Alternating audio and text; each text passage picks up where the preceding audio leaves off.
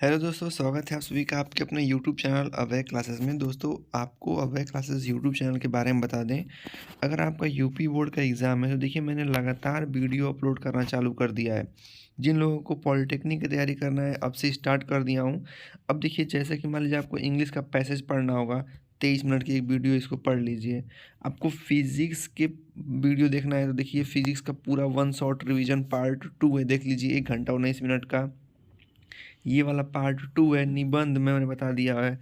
अब देखिए 51 मिनट में मैंने पूरे बायोलॉजी को समाप्त कर दिया है और देखिए यहाँ पे वन शॉट 1 से लेके 5 चैप्टर तक मैंने मैथ को कंप्लीट कर दिया है। आज को इस वीडियो में 6 चैप्टर से आप लोग स्टार्ट करेंगे देखना सभी महत्वपूर्ण सूत्र को। तो देखिए इस तरीके से मैंने बहुत सारे आपको देखिए पैटर्न वाइज़ चैप्टर बताया हुआ है और पढ़ाया हुआ है। तो प्लीज़ आप जाइए इस वीडियो को पूरा देखिए और पसंद आए तो वीडियो को लाइक ज़रूर कर दिया कीजिए। चलिए आज की इस वीडियो को शुरू करते हैं। दोस्तों, आज की इस वीडियो में हम देखने वाले हैं त्रिभुज के बारे में। अब त्रिभुज होता क्या है, इसमें क्या-क्या थ्योरम्स लगते हैं, क्या इसकी प्रमेय होती है, क्या सर्वसमीका, इसका क्षेत्रफल, परिमाप सभी प्रकार के आज हम इसको देखने वाले हैं। तो त्रिभुज त्रिभुज बनता कैसे है, तो देखिए 3 भुजाओं से बंद आकृति को त्रिभुज कहते हैं। त्रिभुज में 3 कोण, 3 भुजा तथा 3 शीर्ष होते हैं। इसे ही हम क्या कहते हैं, त्रिभुज। और त्रिभुज के तीनों जो कोण होते हैं, अगर उनको देखा जाए तो उनके सभी कोणों का योग कितना होता है, 180 अंश होता है। जैसे देखिए ये हमारा एक त्रिभुज है जिसको ट्रायंगल बोलते हैं। ये भुजा ए है, भुजा बी है, भुजा कोण ए है, कोण बी है, कोण सी है। अब ये जो साइड में देख रहे हैं इसको हम भुजा बोलते हैं। जो इसके शीर्ष पे ऊपर किनारों को देख रहे हैं इसको हम शीर्ष बोलते हैं। ठीक। जैसे मान लीजिए हमको दिखाना होगा कि अगर जैसे कोई कोण बना दें, ये ए दे दें, इसका नाम बी दे दें और इसका नाम सी दे दें।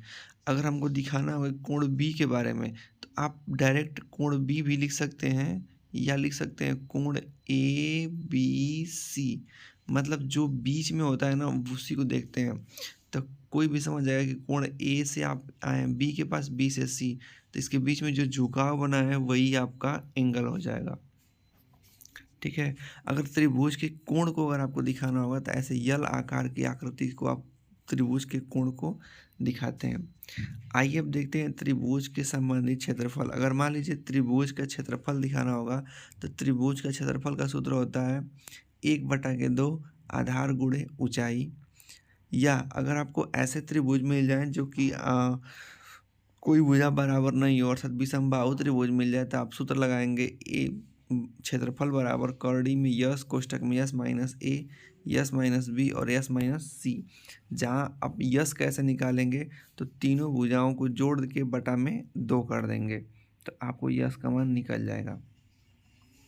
अब त्रिभुज के गुण के बारे में देखते हैं। तो त्रिभुज में 3 शीर्ष, 3 भुजा, 3 कोण होते हैं। त्रिभुज के तीनों कोणों का योग 180 डिग्री या इसी को हम पाई रेडियन भी कहते हैं।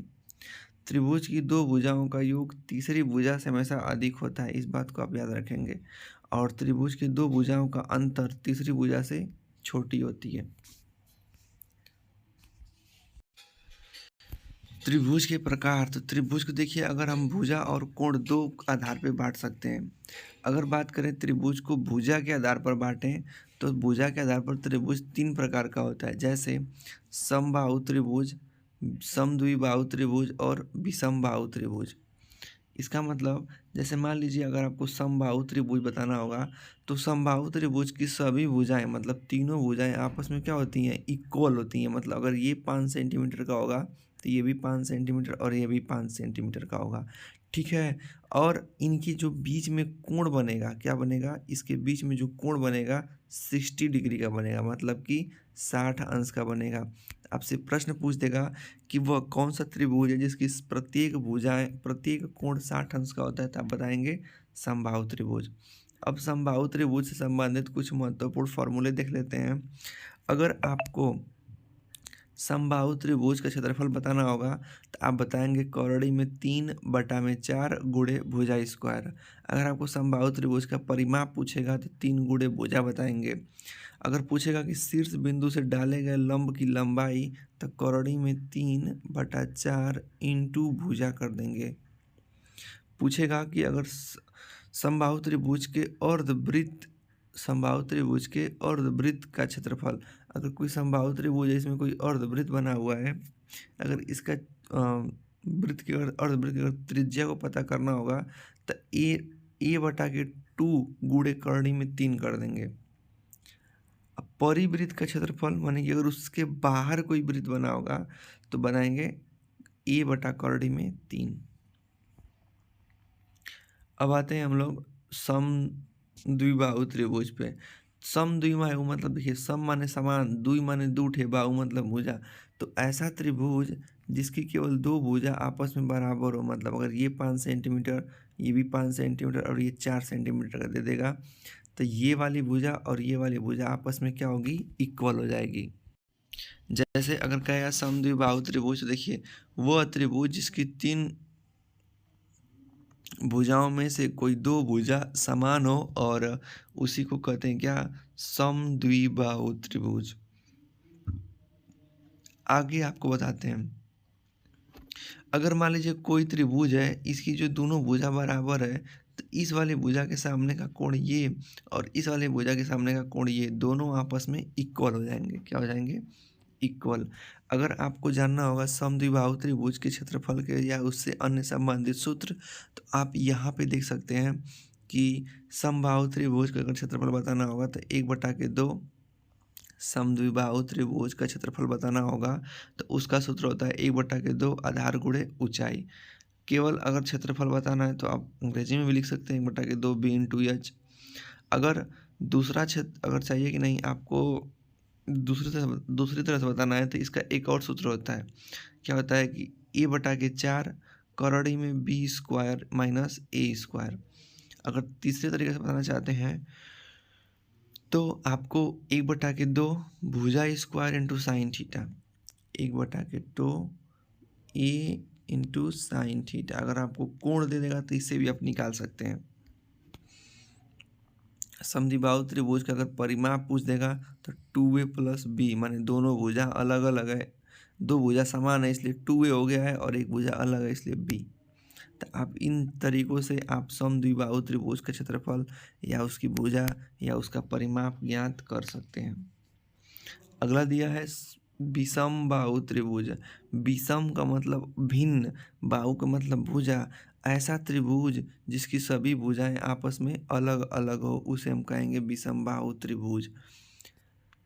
जैसे अगर इसके बारे में सूत्र देखें तो देखिए, एक आपको सूत्र कॉमन मिलेगा, क्या, एक a बराबर 1/2 b/h। लेकिन मेरे भाई आपको त्रिभुज में वो b माने ऊंचा, आधार, बेस और ऊंचाई आपको पता होना चाहिए। अगर नहीं पता होगा तब आपको ये सूत्र नहीं लागू कर पाएंगे। तब आपको कौन सा सूत्र लगाना होगा, ये वाला, क्षेत्रफल बराबर करड़ी में यस कोष्टक में S minus A S minus B S minus C पता करना होगा आपको, तब जाके आप लगा पाएंगे। जहाँ यस क्या है, तो यह सभी भुजाओं के योग का बटा में 2 कर देंगे तो आपका यस बराबर निकल करके आ जाता है। ठीक है, चलिए आगे देखते हैं। अगर बात करें त्रिभुज के प्रकार, अगर कोण पे, अब तक हम लोग क्या देख रहे थे, भुजा पे संबंधित था। अगर अब बात करें कि कोण के आधार पे, तो त्रिभुज 3 प्रकार के होते हैं, न्यून कोण, सम कोण, अधिक कोण। न्यून कोण त्रिभुज मतलब मान लीजिए अगर पूछेगा तो न्यून कोण त्रिभुज किसे कहते हैं, तो जो न्यून कोण त्रिभुज होता है तो वह त्रिभुज जिसका मान 90 डिग्री से कम हो। अगर उसके सभी कोण देखें ना तो 90 डिग्री से कम होगा। जैसे मान लीजिए ये वाला, ये वाला, ये वाला, इसमें से कोई भी नॉट इज इक्वल टू 90 अंश कोण के बराबर। कोई भी कोण क्या है, 90 अंश नहीं है। तो इस प्रकार क्यों बोला जाएगा कि न्यून कोण त्रिभुज है। इसका क्षेत्रफल ज्ञात करना चाहेंगे तो 1/2 आधार गुणे ऊंचाई, या परिमाप ज्ञात करना चाहेंगे तो a प्लस बी प्लस सी। ठीक है, अब आते हैं आप लोग समकोण त्रिभुज पे। अगला है समकोण त्रिभुज। अब भुजा के आधार पर देख रहे हैं तो दूसरा हम जानेंगे समकोण त्रिभुज के बारे में। तो समकोण त्रिभुज वो त्रिभुज होता है जिसमें एक जो कोण होगा ना 90 अंश का मिलेगा। कितने का, 90 अंश का। तो यही वाला कोण कितने अंश का है, 90 वाला अंश का है। तो अब देखिए 90 अंश का है तो इसको हम बोल दिए समकोण त्रिभुज। इसमें आपको आधार और ऊंचाई और कोण देखने को मिल जाएगा।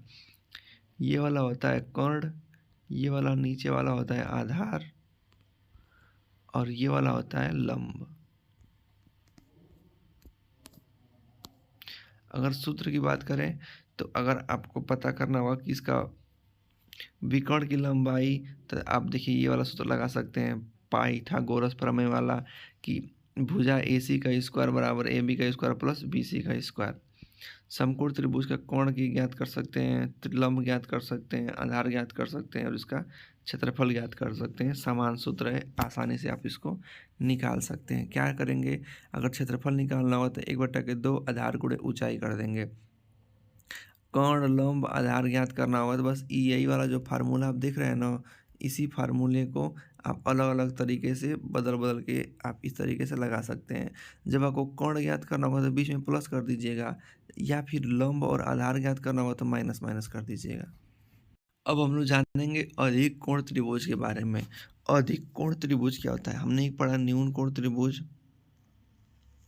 न्यून कोण त्रिभुज में कोई भी कोण 90 अंश से अधिक नहीं होगा, कम होगा। अब हम लोग जाने हैं हम लोग समकोण त्रिभुज। तो समकोण त्रिभुज में त्रिभुज का एक कोण राइट 90 अंश का होता है। अब हम लोग जानेंगे अधिक कोण त्रिभुज। तो वह त्रिभुज जिसमें एक कोण 90 अंश से अधिक हो जाएगा तो उसको हम बोलेंगे कौन सा कोण, न्यून कोण त्रिभुज। अब सॉरी, अधिक कोण त्रिभुज। अब इसके देखिए क्षेत्रफल परिमाप सेम सूत्र की सहायता से हम लगा सकते हैं। अब जानते हैं त्रिभुज की विशेषताएं। तो नंबर 1 ये सब नोट करने वाली बात है। त्रिभुज की विशेषताओं में हम लोग जानेंगे पहला नंबर कि त्रिभुज जो होता है,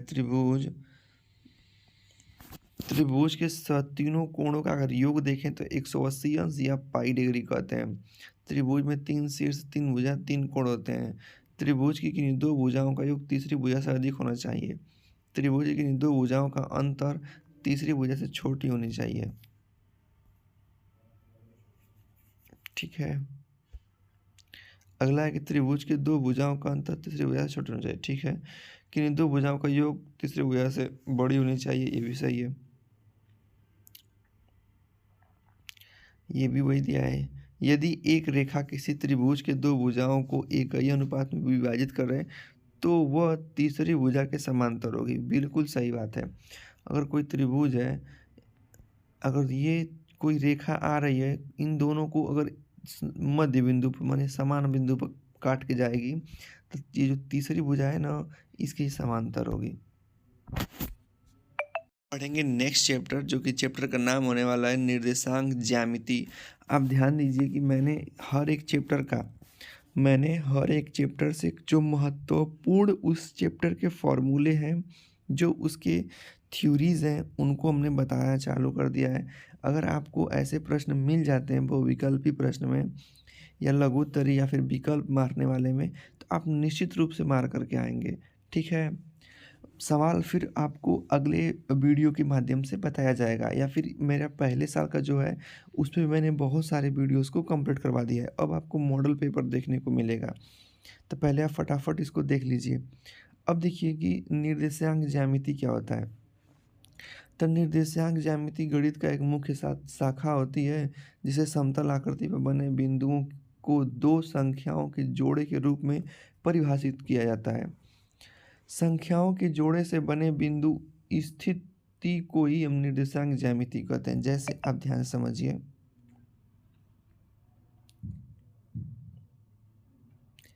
अगर ये हमारा कोई समतल है और मैं यहाँ पे 4 लाइनें खींच देता हूँ, 1 2, तो आप देख सकते हैं हमारा ये प्रथम भाग हो गया, ये दूसरा भाग, ये तीसरा भाग और ये चौथा भाग हो गया।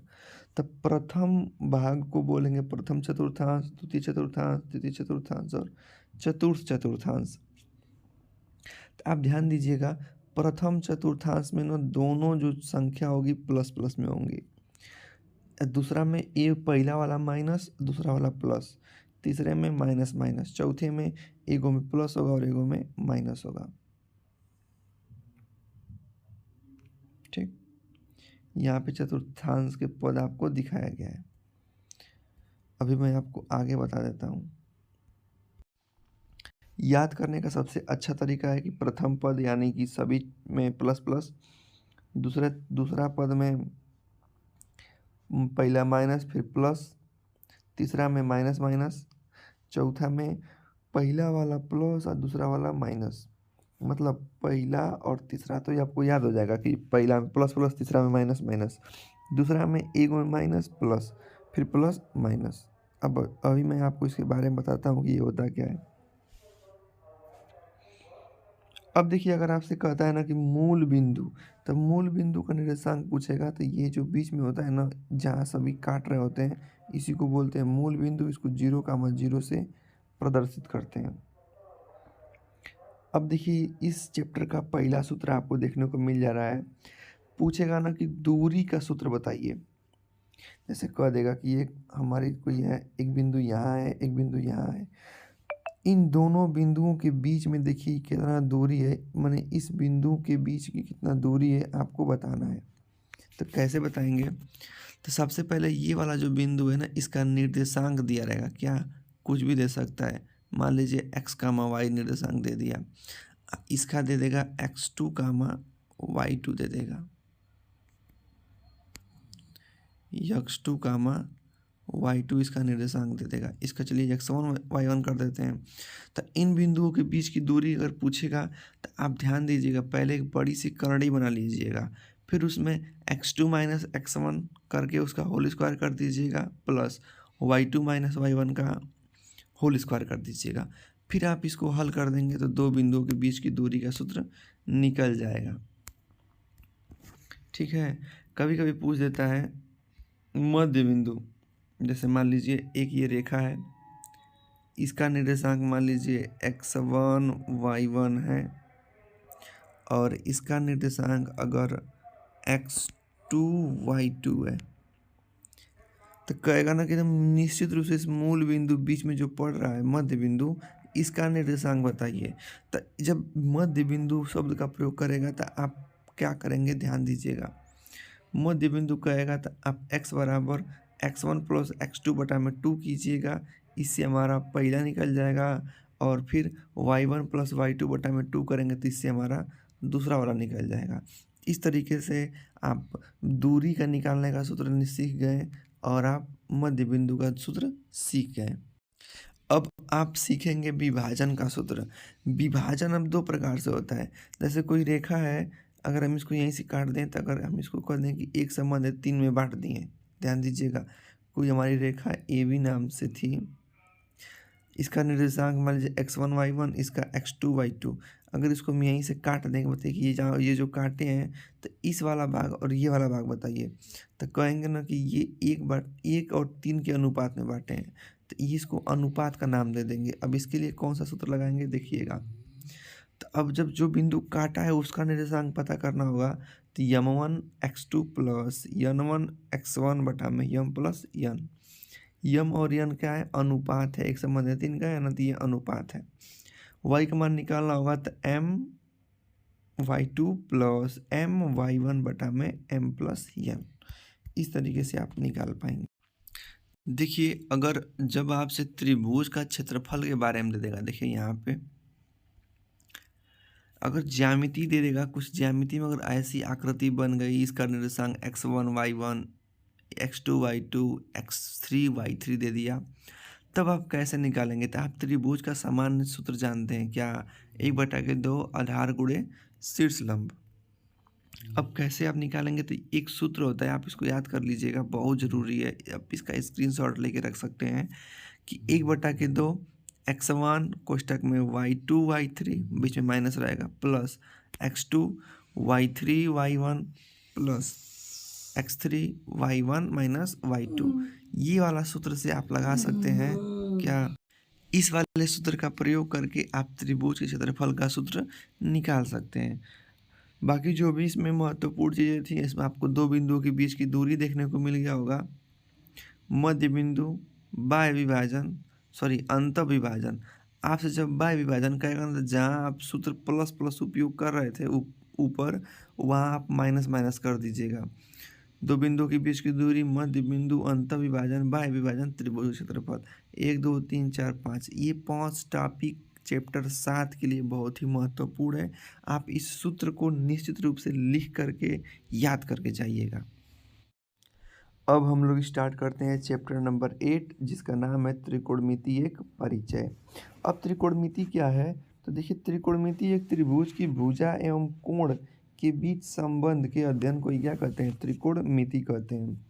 त्रिकोणमिति को अंग्रेजी में ट्रिग्नोमेट्री कहते हैं। ट्रिग्नोमेट्री ग्रीक शब्द के 3 अक्षरों से मिलकर बना है, जिसका ट्रिग्नोमेट्री। ट्री मतलब होता है 3, ग्नो मतलब होता है भुजा, और मेट्री मतलब होता है माप। ट्रिगोनमेट्री 3 भुजा का माप, 3 भुजा का माप।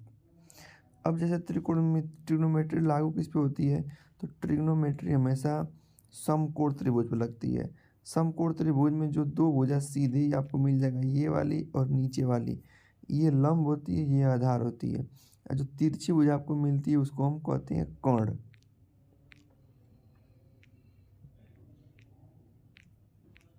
चलिए, इसमें सबसे महत्वपूर्ण उपयोग होता है पाइथागोरस प्रमेय, जो कि आप सबको पता है कि पाइथागोरस प्रमेय जो होता है, कर्ण का स्क्वायर बराबर लंब का स्क्वायर प्लस आधार का स्क्वायर।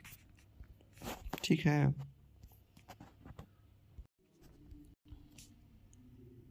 अब देखिए, त्रिकोणमिति के दिखाने के लिए कुछ आपको अनुपात मिलते हैं, जिन्हें कि साइन सिंबल कह सकते हैं। पहला होता है साइन, फिर टैन, कॉस, कॉट, सेक, कोसेक। इन 6 चीज प्रतीकों के माध्यम से ही हम क्या निकाल सकते हैं? त्रिकोणमिति पढ़ते हैं। पहले को साइन बोलते हैं, टेंजेंट बोलते हैं, कोसाइन, कोटजेंट बोलते हैं, सेकेंट बोलते हैं, कोसेकेंट बोलते हैं। यहाँ देखिए, कुछ महत्वपूर्ण प्रतीक बने हैं, जिसको आप देख लीजिए। अल्फा को ए से दिखाते हैं, बीटा को बी से दिखाते हैं, गामा को वाई करके, ये लेमडा है, सॉरी ये डेल्टा है, नीचे लेमडा और नीचे साई, थीटा, रो, पाई। तो आपको अधिकतर ना थीटा देखने को मिलेगा, तो थीटा ऐसा ही बनाते हैं इस चैप्टर में।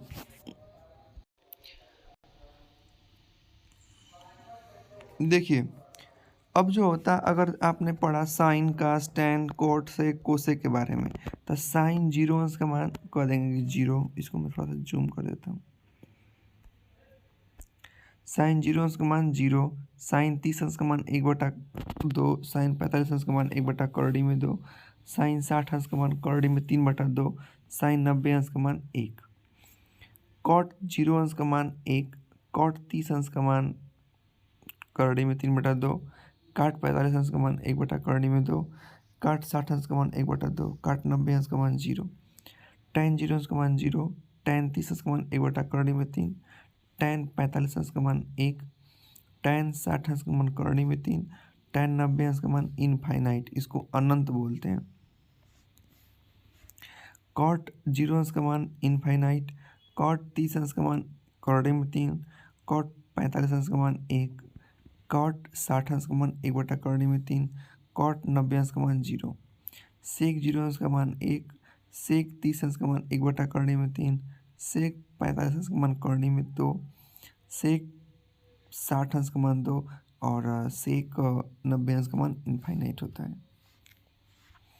बात करें कोसेक का, बस आप सेक को उठाइएगा, आप पलट दीजिएगा, इसको इधर पलटेंगे तो वो हो जाएगा। देखिए, सेक 0 अंश का मान थीटा यहाँ भी था, सेक 30 अंश का मान 2 यहाँ भी 2 था, सेक 45 अंश का मान करड़ी में 2, सेक 60 अंश का मान करड़ी में 2/3, सॉरी सेक 60 अंश का मान 2/करड़ी में 3, सेक 90 अंश का मान 1 हो जाएगा।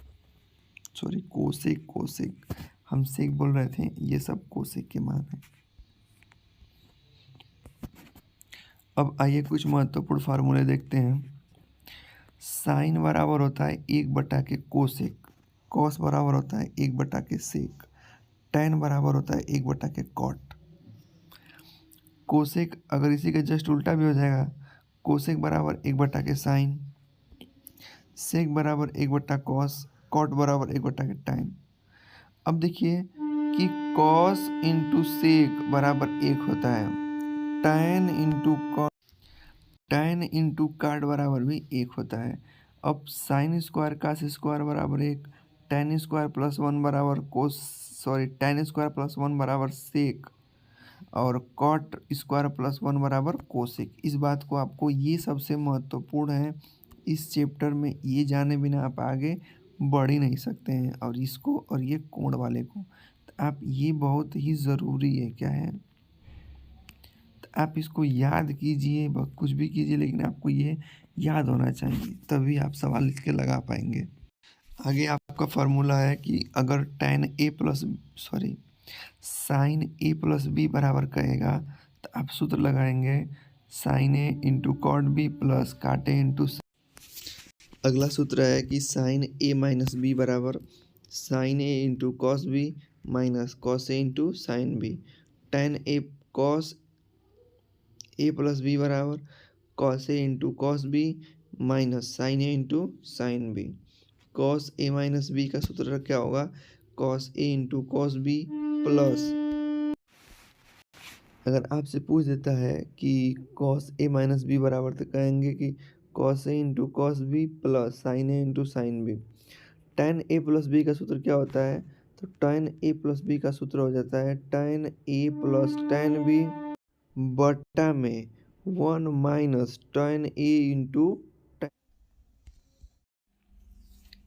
दोस्तों अब हम देखते हैं अपना नेक्स्ट चैप्टर जिसका नाम है वृत्त। अब आइए जानते हैं वृत्त की परिभाषा किसे क्या होती है। दिया है कि अगर एक समतल में स्थित एक निश्चित बिंदु से समान दूरी पर समस्त बिंदुओं को मिलाया जाए तो जो आकृति बनेगी वो वृत्त कहलाएगी।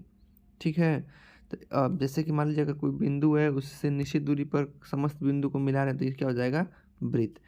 तो वृत्त कुछ इस प्रकार से होता है। अब आइए बताते हैं, जो वृत्त होता है ना, उसकी परिधि की लंबाई नापने के लिए हम एक पाई, एक ग्रीक अक्षर है, इसका प्रयोग करते हैं, जिसको हम हिंदी में पाई पढ़ते हैं। इसका मान होता है 22/7, या फिर अगर दशमलव में देखा जाए तो 22 में 7 से भाग दे देंगे तो 3.1428571। सवाल में अधिकतर इतना ही प्रयोग करते हैं, 3.14। अब आइए जानते हैं वृत्त से संबंधित कुछ उसके शब्दावलियों को। जैसे मान लीजिए ये हमारा वृत्त है, तो यहाँ पे जो होगा ये हमारा वृत्त का केंद्र कहलाएगा। क्या कहलाएगा, वृत्त का केंद्र। अब वृत्त के केंद्र से कोई भी अगर रेखा खींच दें जो परिधि को टच करेगी, क्या करेगी, परिधि को टच करेगी, तो इसको हम त्रिज्या बोलते हैं। अगर कोई भी रेखा जाए और वो परिधि से परिधि को टच करे ना, दोनों सिराओं पे क्या करे, टच करे, लेकिन वो केंद्र से होके जाए, कहाँ से जाए, वृत्त के केंद्र से होके जाए, तो उसको बोलेंगे कि यह व्यास है। क्या है, व्यास है। अगर कोई रेखा इस प्रकार से हो जो परिधि से परिधि तो टच करे, लेकिन उसके बीच रास्ते में केंद्र नहीं पड़े, तो देखिए उसको बोलते हैं जीवा। क्या बोलते हैं, जीवा। ठीक है। अगर कोई रेखा जाए जो वृत्त को बाहर से ऐसे स्पर्श करते हुए निकल जाए रेखा, तो उसको बोलेंगे स्पर्श रेखा। और कोई रेखा जो दोनों तरफ ऐसे छेद के निकल जाए, उसको बोलते हैं प्रतिच्छेदी रेखा। ठीक। अब यही बताएगा कि वृत्त का केंद्र किसे कहते हैं, तो वृत्त के बीचों बीच स्थित एक ऐसी बिंदु जिससे समान दूरी पर उसकी परिधि होती है। वृत्त के केंद्र से उसकी त्रिज्या को मिला देते हैं, तो उस मिलाने वाली रेखा को हम क्या कहते हैं, वृत्त की परिधि। जैसे वृत्त है, उसके केंद्र से उसकी परिधि को मिला देने वाली रेखा को हम क्या कहते हैं, त्रिज्या कहते हैं। इसको आर से दर्शाते हैं। वृत्त का व्यास क्या होता है, तो मान लीजिए कोई ऐसी रेखा जाए जो वृत्त के परिधि से परिधि को मिलाए, लेकिन वो उसका रास्ता कहाँ से होके जाए, केंद्र से होके जाए, तो इसको बोलेंगे व्यास। और वृत्त क्या होता है, जैसे मान लीजिए कोई भी रेखा है और इसको दो भागों में, समान भागों में बांट देंगे, तो ये एक भाग ये दूसरा भाग में बढ़ जाएगा, तो पहले वाले भाग को बोलेंगे अर्धवृत्त, दूसरे वाले भाग को भी बोलेंगे अर्धवृत्त। आगे दिया है कि बताइए कि स्पर्श रेखा क्या होता है। तो देखिए स्पर्श रेखा के किसी वृत्त के एक बिंदु से गुजरने वाली स्पर्श रेखा कहलाती है। जैसे मान लीजिए अगर कोई वृत्त हो, अगर कोई रेखा खींचें जो वृत्त को एक जगह स्पर्श करके जाए, तो उसको क्या बोलेंगे, वृत्त की स्पर्श रेखा। अब आइए जानते हैं कि चाप क्या होता है। तो कह रहा है कि वृत्त की परिधि के अनुदिश किन्हीं दो बिंदुओं को मिलाने वाली वक्र रेखा खंड को चाप कहते हैं। जैसे मान लीजिए ये हमारा एक कोई वृत्त है, तो अगर इसका कोई एक वक्र ले लें यहाँ से लेके यहाँ तक, तो ये इसके बीच का ये क्या हो जाएगा, ये वक्र रेखा है ना, तो इसको बोलेंगे चाप। जीवा क्या होता है, तो देखिए जीवा का मतलब बता दें आपको, वृत्त के किन्हीं दो हिस्सों को विभाजित करने वाली रेखाखंड जीवा कहलाती है। ठीक है। जो एक बिंदु से दूसरी बिंदु तक जाने के लिए रेखाखंड को ही हम जीवा कहते हैं। जैसे अगर मान लीजिए ये हमारा है, तो यहाँ से यहाँ तक जो रेखा जा रही है, इस रेखा का नाम क्या है, जीवा है। तो कह रहा है कि व्यास वृत्त की सबसे बड़ी जीवा होती है। मतलब अगर कोई व्यास खींच, इसका व्यास अगर बीचों बीच से जाएगा, जब बीचों बीच से जाएगा तो ये रेखा सबसे बड़ी होगी, और इसी बड़ी रेखा का क्या नाम दे देते हैं हम, व्यास। त्रिज्यखंड क्या होता है, तो त्रिज्यखंड दो प्रकार के होते हैं। देखिए कि निवृत्त की दो त्रिज्या एवं संगत चाप से घिरे क्षेत्र को ही हम त्रिज्यखंड कहते हैं। जैसे मान लीजिए पिज्ज़ा खाते हैं ना, तो पिज्ज़ा का देखेंगे तो ऐसा एक बार भाग बना होता है, तो ये हमारा त्रिज्यखंड कहलाएगा। ये कहाँ होता है, तो वृत्त के अंदर अगर मान लीजिए केंद्र सही से मिला दें, तो ये वाली जो आपको आकृति दिख रही है ना, ये पिज्ज़ा जैसी, ये होता है त्रिज्य खंड। इसमें देखिए दो त्रिज्या का काम लगा है और एक चाप का काम लगा है। मान लीजिए जिसमें जिस त्रिज्या का जो झुकाव होगा 90 अंश से कम होगा उसे लघु त्रिज्यखंड, और 90 अंश से ज़्यादा रहेगा तो उसको बोलेंगे दीर्घ त्रिज्यखंड। वृत्तखंड क्या होता है, तो मतलब कि वृत्त के अगर दो भागों में बांट दे तो उसको क्या कहते हैं, वृत्तखंड। कह रहा है कि वृत्त की एक जीवा एवं संगत चाप से, जैसे ये हमारा है, तो अगर मान लीजिए यहाँ पे काटा, देखिए एक ये हमारी जीवा हो जाएगी और एक हमारे संगत चाप हो जाएगा। तो वृत्त की एक जीवा और एक संगत चाप से बनी आकृति को ही हम क्या कहते हैं, वृत्तखंड कहते हैं। अब वृत्तखंड दो प्रकार के होते हैं, एक होता है लघु वृत्तखंड, एक होता है दीर्घ वृत्तखंड। तो छोटे वाले भाग को बोलते हैं लघु, और बड़े वाले भाग को बोलते हैं दीर्घ वृत्तखंड। परिधि क्या होती है, तो देखिए अगर मान लीजिए कोई वृत्त है, वृत्त की अगर यहाँ से कोई एक चक्कर ना मारे इधर से होते हुए फिर यहाँ पे चला जाए, तो उसने ना क्या किया है, वृत्त के चारों सतह पे चक्कर लगाया है, तो इसको बोलते हैं उसने वृत्त की परिधि है। दिया गया है कि वृत्त को घेरने वाली वक्र रेखा की लंबाई को क्या कहते हैं, हम परिधि कहते हैं। छेदक क्या होता है, मतलब कि ऐसी रेखा जो वृत्त को दो बिंदु पे स्पर्श करके निकल जाए। वृत्त को ऐसी रेखा जो वृत्त को दो जगह स्पर्श करके निकलेगी तो बोलेंगे कि यह वृत्त की छेदक रेखा है। अब आइए जानते हैं वृत्त के कुछ महत्वपूर्ण सूत्र के बारे में। जैसे वृत्त के चैप्टर में जो भी फार्मूले लगेंगे उसके महत्वपूर्ण हम उसकी जानेंगे। जैसे अगर वृत्त का क्षेत्रफल आपसे पूछ देगा, तो अगर वृत्त का क्षेत्रफल पूछेगा तो आप क्या लगाएंगे, पाई आर स्क्वायर। वृत्त की परिधि या परिमाप पूछेगा तो इसको बोलेंगे 2 पाई आर। वृत्त का व्यास कहेगा तो 2 आर। अगर अर्धवृत्त का क्षेत्रफल कहेगा तो 1/2 पाई आर स्क्वायर। त्रिज्य खंड का क्षेत्रफल कहेगा तो आप पाई आर स्क्वायर करेंगे और θ/360 कर देंगे। लघु वृत्त खंड का क्षेत्रफल पूछेगा तो θ/360 पाई आर स्क्वायर में से आप 1/2 आर स्क्वायर साइन थीटा को घटा देंगे। अगर आपसे कहता है कि दीर्घ वृत्त खंड का बताइए क्षेत्रफल, तो आप पाई आर स्क्वायर में से, मतलब कि पूरे क्षेत्रफल में से ये लघु वाला मतलब कि θ/360 pi R square minus 1/2 R square sine theta को घटा देंगे। चलिए दोस्तों, अब हम देखते हैं अपना नेक्स्ट चैप्टर, जो चैप्टर नंबर 10 होने वाला है, और इस चैप्टर का नाम है पृष्ठीय क्षेत्रफल एवं आयतन। आपको इसमें कुछ आकृतियां दिखेंगी, उनके बारे में हम लोग जानेंगे।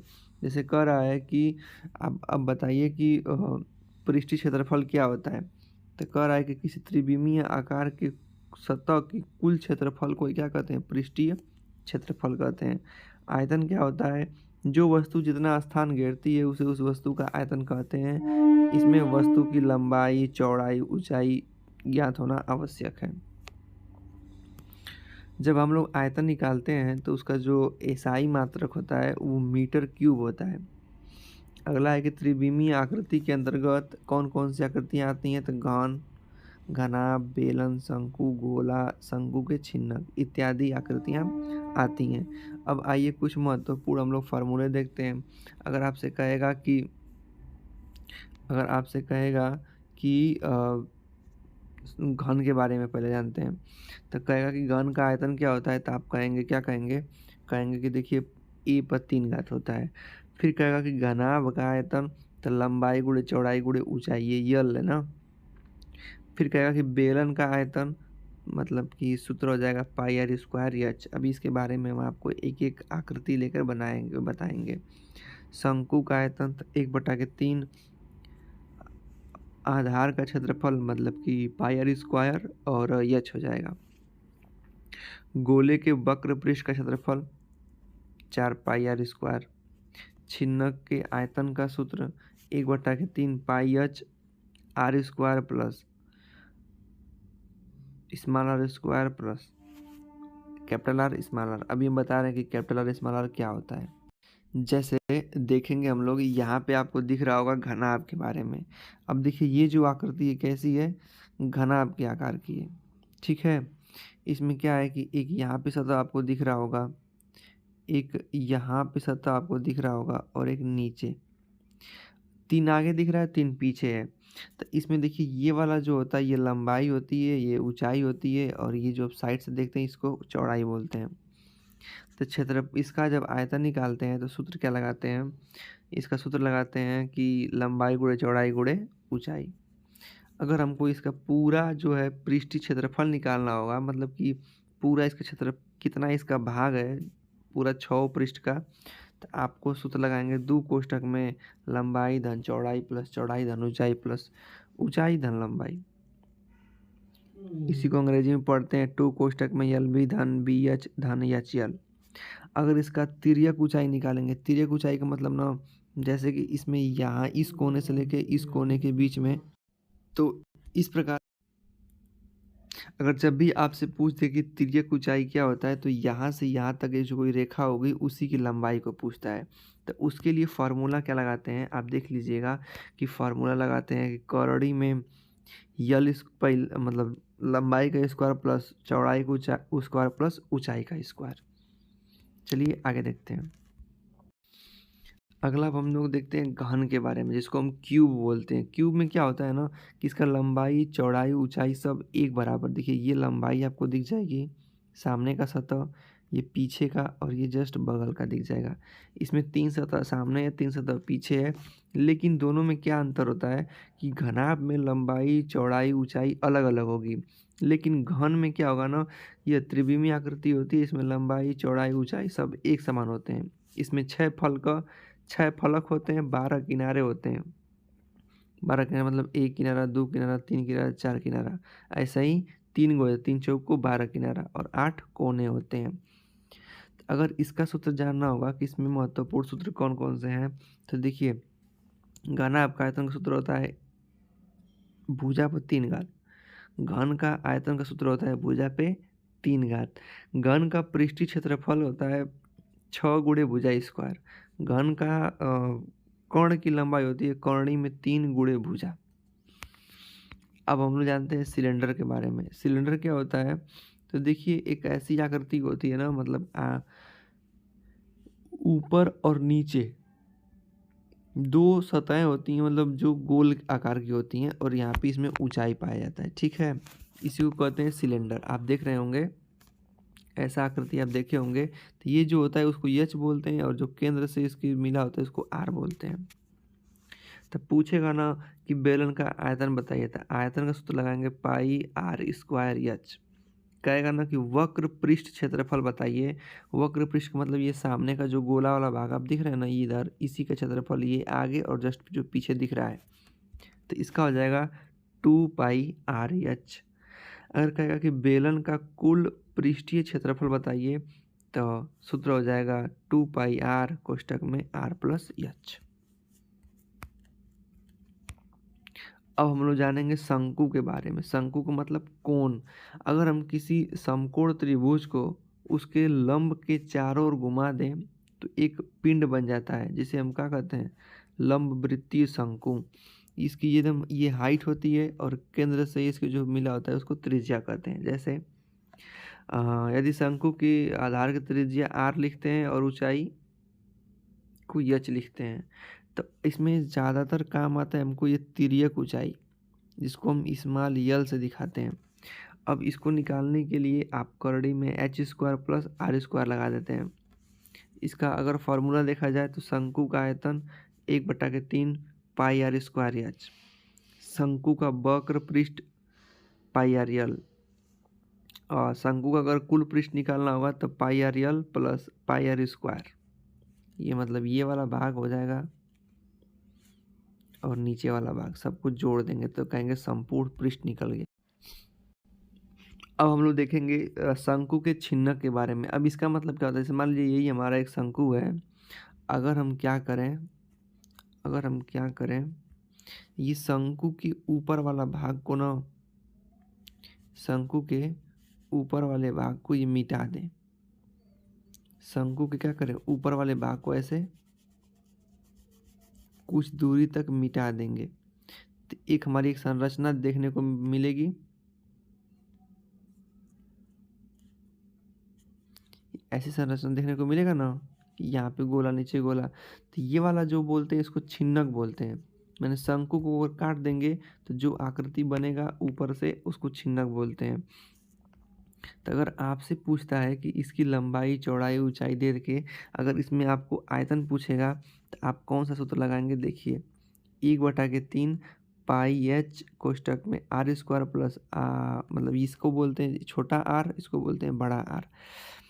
तो 1/3 पाई एच कोष्टक में R square plus R R मतलब कैपिटल आर स्मॉल आर, इसीलिए हम इसको R1 R2 से ज़्यादा अच्छा से समझ सकते हैं। अगर आपसे कहेगा शंकु का वक्र पृष्ठ क्षेत्रफल बताइए तो आप कुछ नहीं, पाई आर यल तो शंकु का होता है, तो बस आप इसमें क्या करेंगे पाई यल आर प्लस आर कर देंगे। तिर्यक भाग का क्षेत्रफल पूछेगा, मतलब कि अगर तिर्यक भाग का आपको क्षेत्रफल पूछेगा तो आप कुछ मत कीजिएगा, आप निकाल देंगे क्या, पाई कोष्टक में आर प्लस R1 पे 3 घात और यल। ठीक, अगर आपसे संपूर्ण पृष्ठ पूछता है कि संपूर्ण पृष्ठ बताइए तो आप पाई कोष्टक में R1 square plus R2 square plus L कोष्टक में पाई कोष्टक में हो जाएगा R1 R2। तो ये जो हमारा हो जाएगा संपूर्ण छिन्नक का सूत्र हो जाएगा। गोला, गोला क्या होता है, एक ठोस आकृति होती है, जिससे आप सोचेंगे कि वृत्त और गोला में तो एक ही जैसा होता है, तो नहीं, ये जो वृत्त होते हैं ना, आप चूड़ी कंगन जैसे पहनते हैं ना तो उसको हम वृत्त बोलेंगे, लेकिन जो गोला होता है एकदम ठोस होता है, जैसे मान लीजिए फुटबॉल ये गोला है, इसकी जो त्रिज्या होती है इसको r बोलते हैं ना। तो गोले का आयतन का सूत्र होता है 4/3 पाई आर क्यूब, और गोले का पृष्ठीय क्षेत्रफल का सूत्र होता है 4 पाई आर स्क्वायर। अब दिया है अर्धगोला, अर्धगोला को अंग्रेजी में बोलते हैं हेमिस्फीयर। मान लीजिए अगर कोई गोला था, अगर इसको हम बीचों बीच काट दिए तो ये भाग हमारा निकल जाएगा, ये भाग हमारा ख़त्म हो जाएगा। तो ये जो भाग हमारा बचा ये यही है, यहाँ से ये भाग का ऊपर से तक कट गया है, ये वाला भाग बचा हुआ है, इसी को क्या बोलेंगे, अर्धगोला। तो अर्धगोला का जो होता है अगर आयतन देखें तो बस गोला का होता है ना 4/3 पाई आर क्यूब, तो अर्ध करना है तो बटा में 2 कर देंगे, तो ये इसको काट देता है तो हो जाता है 2/3 पाई आर क्यूब। अगर कहेगा कि अर्धगोले का वक्र पृष्ठ का क्षेत्रफल, तो वक्र पृष्ठ का क्षेत्रफल होता है 2 पाई आर स्क्वायर। अगर आपसे कहेगा कि अर्धगोले का संपूर्ण पृष्ठ, तो 3 पाई आर स्क्वायर। ये घन नहीं होगा, ये वर्ग मात्रक होगा। ठीक है, अब दोस्तों हम पढ़ने वाले हैं अपने मैथ का लेसन नंबर 11, जिसका नाम है सांख्यिकी। दोस्तों अभी तक आपने जो जितने भी चैप्टर पढ़े, अब देखिए कितने महत्वपूर्ण आपको फैक्ट समझाए जा रहे हैं इस क्लास में। अगर आप इस क्लास को यकीन मानिए मैथ का नंबर 1 पार्ट और 2 पार्ट दोनों देख लेते हैं, तो अगर फिर उसके बाद जो भी आप अपने मैथ के क्वेश्चंस लगाएंगे तो यकीन मानिए ये फार्मूले वहाँ पे काम आएंगे। इसलिए इन सबको आप एक या बार या 2 बार देख के इन वीडियो को ख़त्म कर दीजिए। अगर हमारी मेहनत आपको लग रहा है कि नहीं इस वीडियो के पीछे मेहनत हुआ है, तो प्लीज़ आप एक लाइक आप दे दीजिएगा, ठीक है? क्योंकि इससे आपको लाइक करने में पैसा-वैसा नहीं लगता है, आपको पता ही होगा। चलिए, अब हम लोग जानेंगे सांख्यिकी के बारे में। तो सांख्यिकी में बेसिकली संख्या पे आधारित होता है।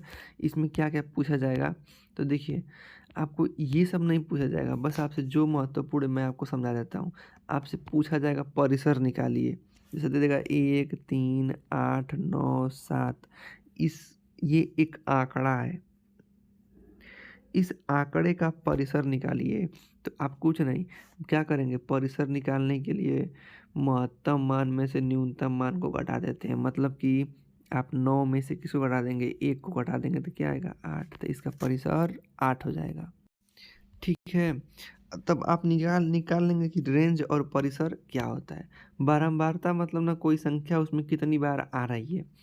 अब आपसे पूछ सकता है कि वर्ग चिन्ह या वर्ग माप क्या होता है। जैसे मान लीजिए देगा ना कि 0 से 5 तक गया है, फिर 5 से 10 तक गया है, फिर 10 से 15 तक गया है। तो ये जो आगे लिखते वो हैं तो उसको बोलते हैं निम्न सीमा, जो इधर लिखते हैं उसको बोलते हैं उच्च सीमा। आप सवाल में देखते होंगे। तो जब वर्ग चिन्ह निकालते हैं, वर्ग अमाप चाहे वर्ग अंतराल, तो जैसे कहा कि वर्ग अमाप बताइए, तो उच्च सीमा निम्न सीमा जोड़ के 2 से भाग दे देंगे। लेकिन जब आपसे वर्ग अंतराल का आएगा ना, तब उच्च सीमा मतलब कि अपर लिमिट और लोअर लिमिट को घटा देते हैं। ठीक, अब हम लोग जानेंगे टैली चिन्ह के बारे में। टैली चिन्ह भी बहुत आपको देखने को मिल जाएगा। तो टैली चिन्ह क्या होता है, दिया कि किसी चर या वर्ग विशेष के बारंबारता के सूचित करने के लिए जिस चिन्ह का उपयोग करते हैं उसे टैली चिन्ह कहते हैं। टैली चिन्ह मान लीजिए कोई संख्या एक बार आया तो उसको 1 दिखाएंगे, 2 बार आ गया 2 लिख दें, 3 बार आ गया 3 लिख दें, वही संख्या 4 बार रिपीट हो गया 4 बार लिख देंगे। अब जब 5वीं बार आएगी ना, तो 5वीं बार में से काट देते हैं, तो ये हो गया एक टैली चिन्ह। 6वीं 7वीं 8वीं 9वीं 10वीं आएगा तो 10वीं में ही नहीं करेंगे, 10वीं में से कर देते हैं। 1 2 3 4 बार आया तो 4 लिख देंगे, ठीक है। 2 बार आया तो 2 लिख देंगे, 3 आया तो 3 लिख देंगे। लेकिन अगर वो संख्या 5 बार आ गई तो 5वां लाइन ऐसे काटते हैं। इसी को बोलते हैं क्या, टैली चिन्ह बोलते हैं।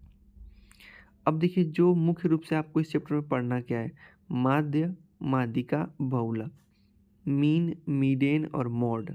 चलिए इसके बारे में जानते हैं। पहले हम पढ़ते हैं माध्य क्या होता है। माध्य का मतलब समांतर माध्य। इसमें क्या करते हैं कि जितने आंकड़े दिए होते हैं कुल आंकड़ों के योग तथा आंकड़ों की संख्या के अनुपात को ही हम समांतर माध्य कहते हैं।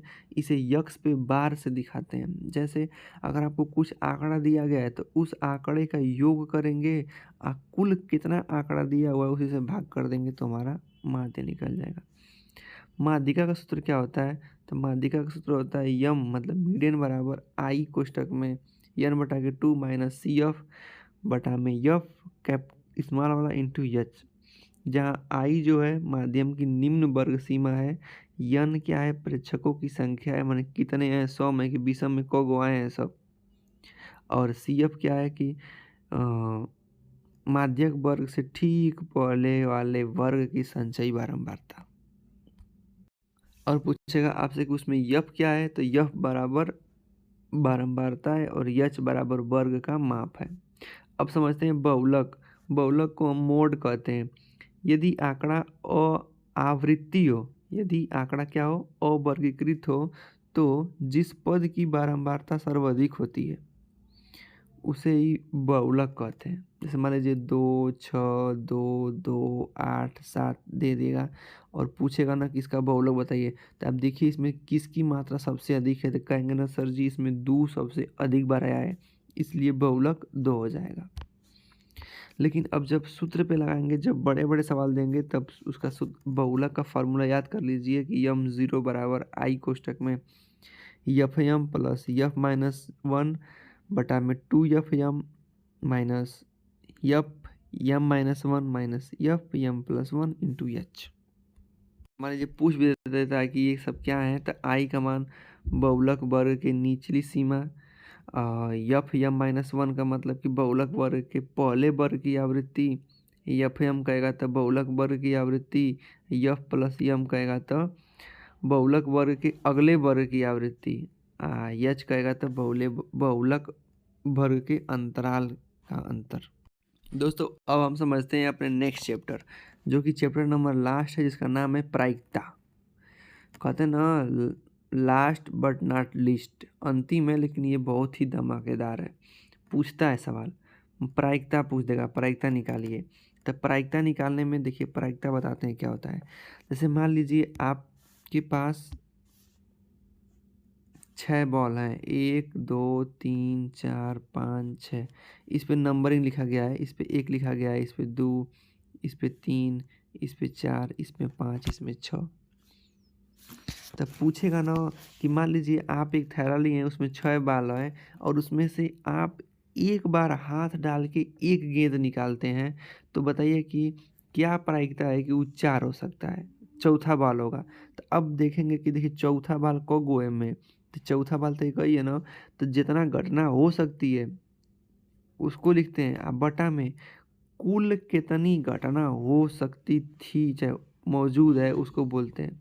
तो 1/6 हो जाएगा। ऐसे ही आपको समझाते हैं। पहला ध्यान दीजिएगा, अगर आप एक सामान्य पासा फेंकेंगे तो 1 2 3 4 5 6 लिखा आएगा।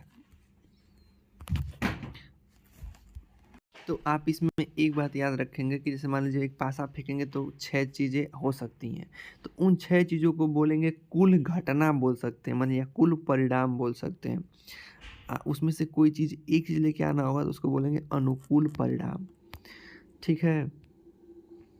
जैसे देखिए यहाँ पे एक तरीका यहाँ पे दिया गया है। इस प्रायिकता का सूत्र होता है कि जैसे मान लीजिए कोई काम हो रहा है तो आपके पक्ष में कितना काम हो रहा है। तो आपके पक्ष में मान लीजिए एक काम हो रहा है, कुल होना कितना काम था तो 6 गो, तो 1/6 इसकी प्रायिकता हो जाएगी। ठीक।